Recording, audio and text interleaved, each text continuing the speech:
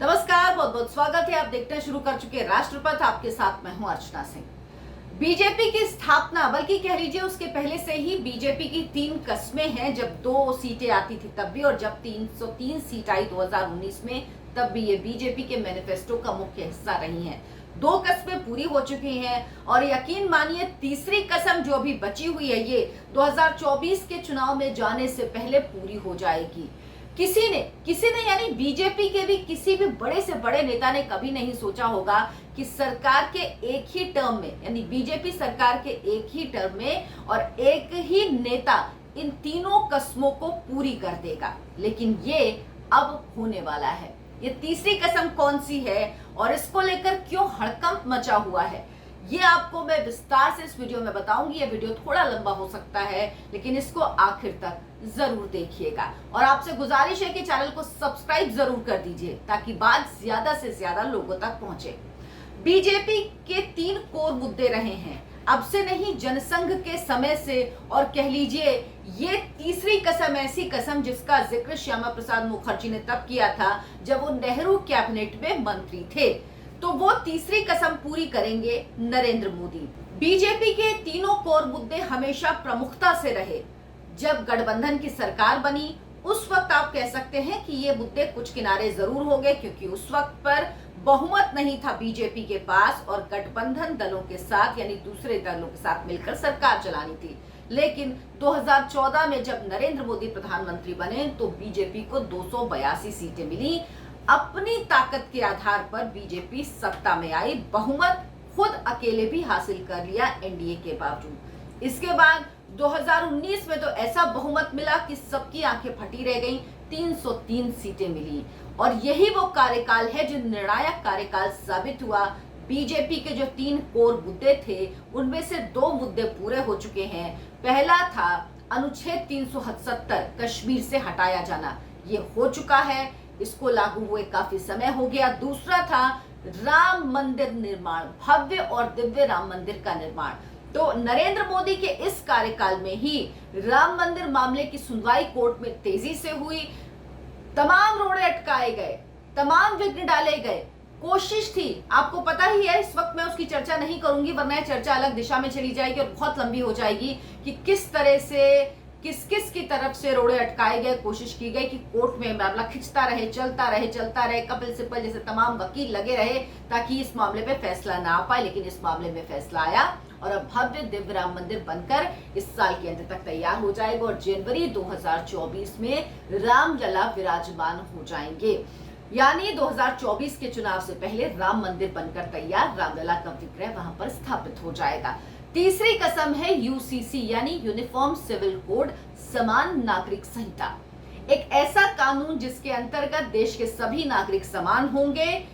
ये कानून भी लागू हो जाएगा, ये बात जान लीजिए, 2024 के चुनाव में जाने से पहले। यानी नरेंद्र मोदी बीजेपी की तीसरी कसम भी इसी कार्यकाल में पूरा करेंगे। क्यों ऐसा कह रही हूं? ऐसा इसलिए कह रही हूं कि ये बात खुद नरेंद्र मोदी ने कही है, ये बात बीजेपी के किसी और नेता ने नहीं कही। खुद प्रधानमंत्री नरेंद्र मोदी ने जब वो एमपी के कार्यकर्ताओं को संबोधित कर रहे थे, उनसे कुछ सवाल किया गया तो उन्होंने कहा भारत के संविधान में समान नागरिक अधिकार की बात कही गई है।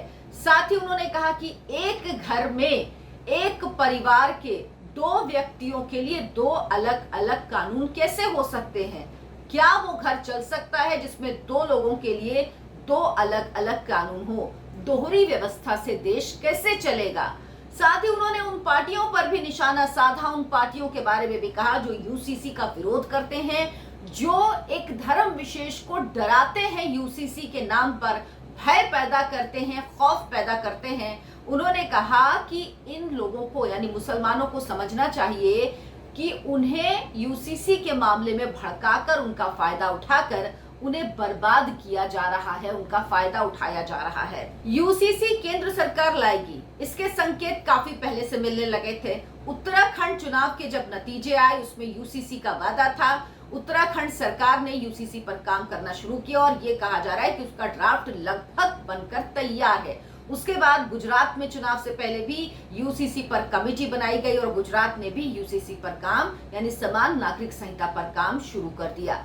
उसके बाद अमित शाह ने एक कार्यक्रम के दौरान कहा था, जब उनसे सवाल पूछा गया कि अभी राज्य इस पर काम कर रहे हैं और केंद्र अभी देखेगा इस मामले में, लेकिन उन्होंने इसको मना नहीं किया था। तभी ये साफ था कि ये तो कानून आना है।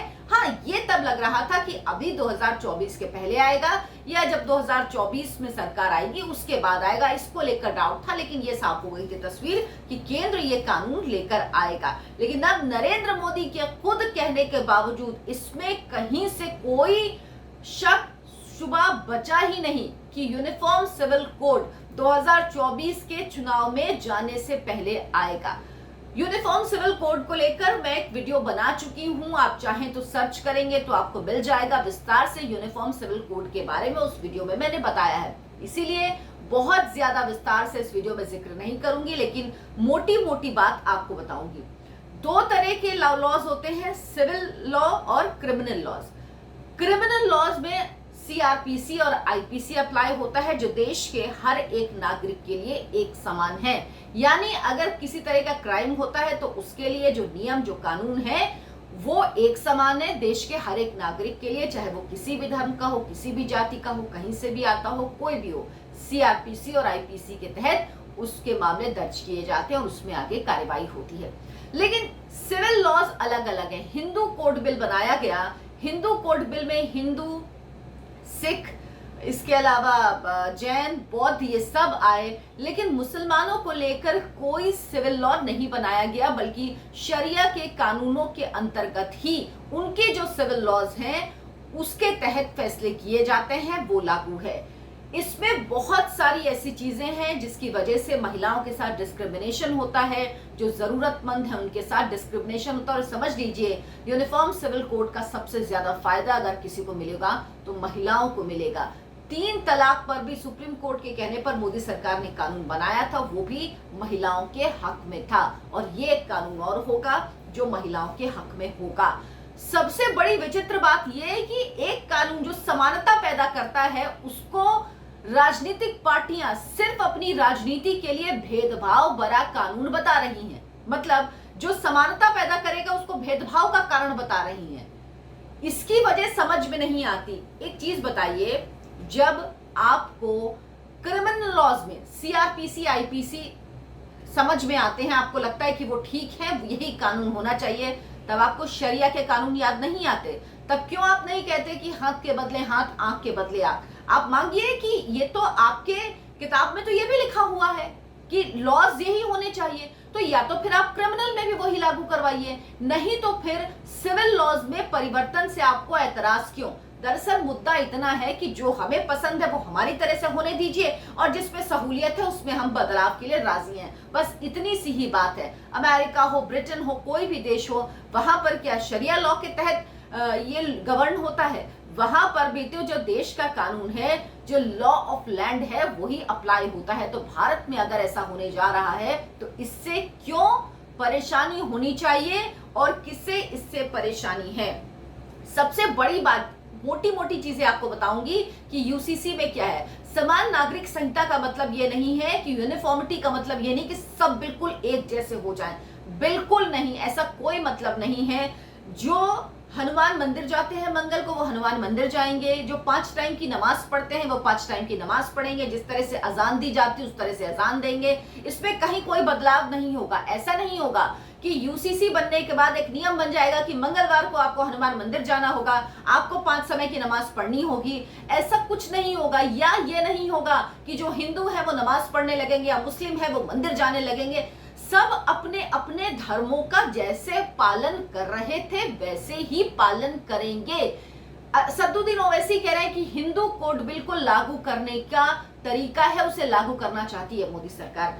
अब बताइए, क्या ये होगा क्या कि हिंदू 7 फेरे नहीं लेगा, सप्तपदी नहीं होगी, मुस्लिम कबूल है कबूल है कबूल है करके निकाह नहीं होगा? ये सारी पद्धतियां वैसे ही रहेंगी। हिंदू जैसे शादी करता उसकी शादी वैसे ही होगी, मुस्लिम जैसे शादी करता उसकी शादी वैसे ही होगी।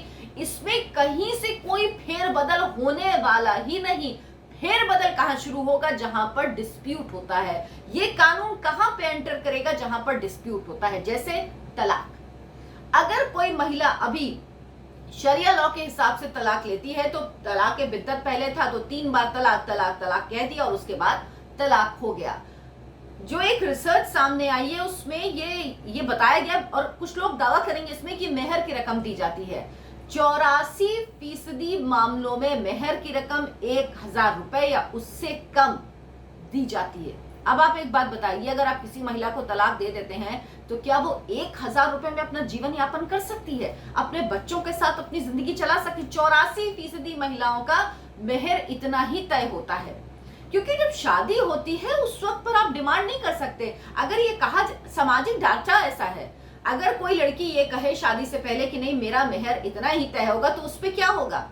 ये हम अपने समाज को जानते हैं ना, क्या कहा जाएगा कि ये तो शादी से pहले ही तलाक का सोच रही है, ये तो सोच के बैठी कि तलाक होगा इसीलिए मेहर ज्यादा तय करने की बात कर रही है। उस वक्त कोई ये नहीं कहता, लेकिन जब उस वक्त तलाक होगा तब कोई ये नहीं आके कहेगा कि नहीं ये मेहर कम है, मेहर ज्यादा होनी चाहिए।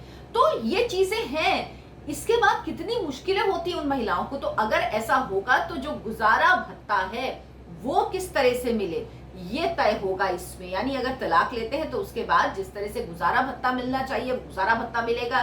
संपत्ति पे अधिकार, अभी मुस्लिम महिलाओं को पुरुषों के मुकाबले संपत्ति में आधा अधिकार मिलता है।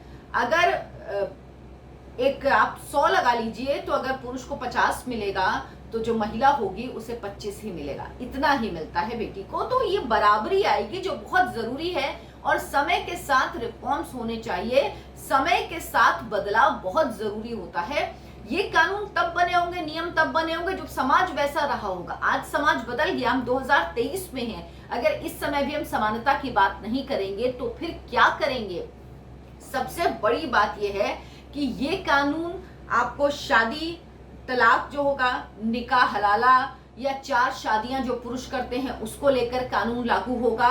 फिर पुरुष 4 शादी नहीं कर पाएंगे। जिस तरह से हिंदुओं में बैन हो गई 4 शादियां हिंदू मैरिज कोड आने के बाद, उसी तरह मुसलमानों में भी हो जाएगी। यानी उनको भी वही अधिकार होगा और महिलाओं को, जो हिंदू महिलाओं को अधिकार है, अगर कोई पुरुष ऐसा करता है तो वो कोर्ट जा सकती हैं, वो इंसाफ की मांग कर सकती हैं। अभी तो आपकी कहीं सुनवाई नहीं, क्योंकि आपके यहाँ तो इसको लीगल माना गया है, तो आप तो इस बारे में कुछ बोल ही नहीं सकते, कह ही नहीं सकते। कम से कम महिलाओं को अधिकार मिलेगा।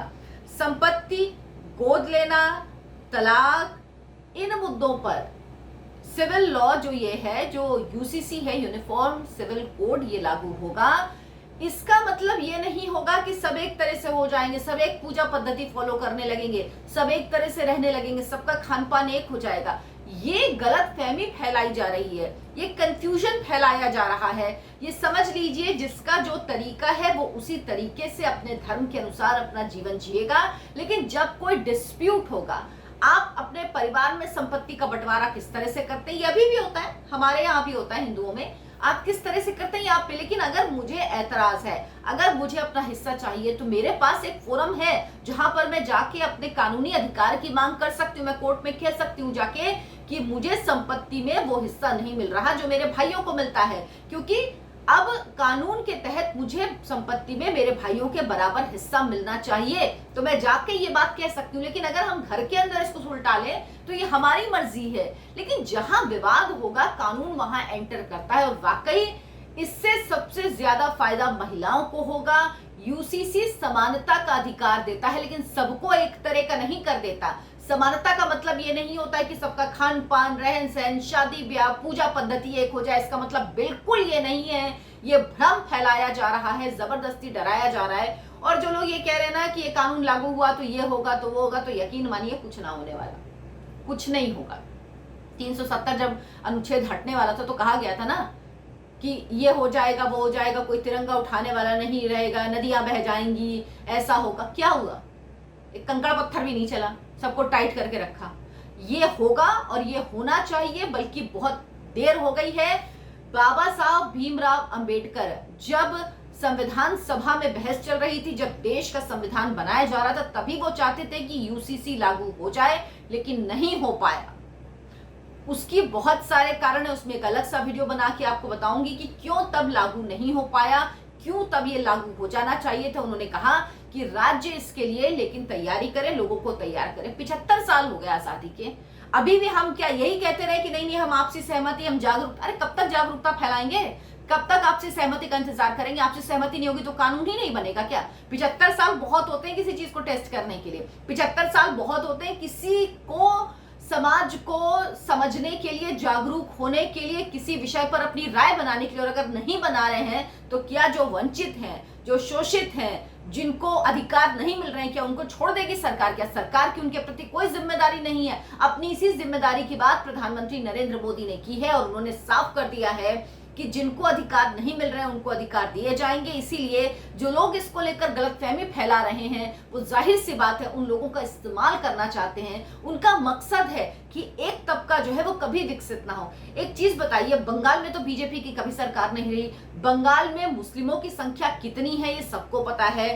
कई जिले ऐसे हैं जहां पर मुस्लिम वहां पर बहुमत में है, वहां पर अल्पसंख्यक नहीं बहुसंख्यक हैं, कई जिले ऐसे हैं। और सबसे बड़ी बात यह है कि अगर वहां पर आप लोगों ने क्यों काम नहीं किया? इतने साल में 50-55 साल कांग्रेस की सरकार रही, वहां पर वाम रहे, कांग्रेस रहे, ममता दीदी, वहां पर स्थिति क्यों नहीं सुधरी?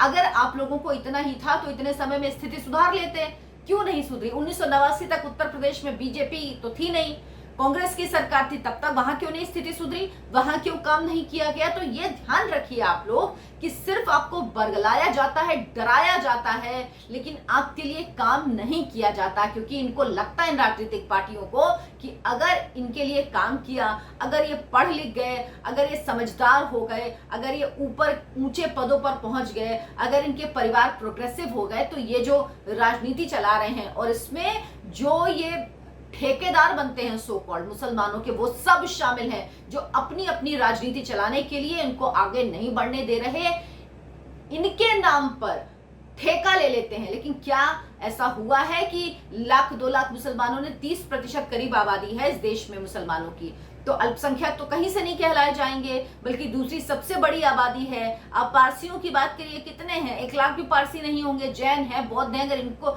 ये हैं अल्पसंख्यक।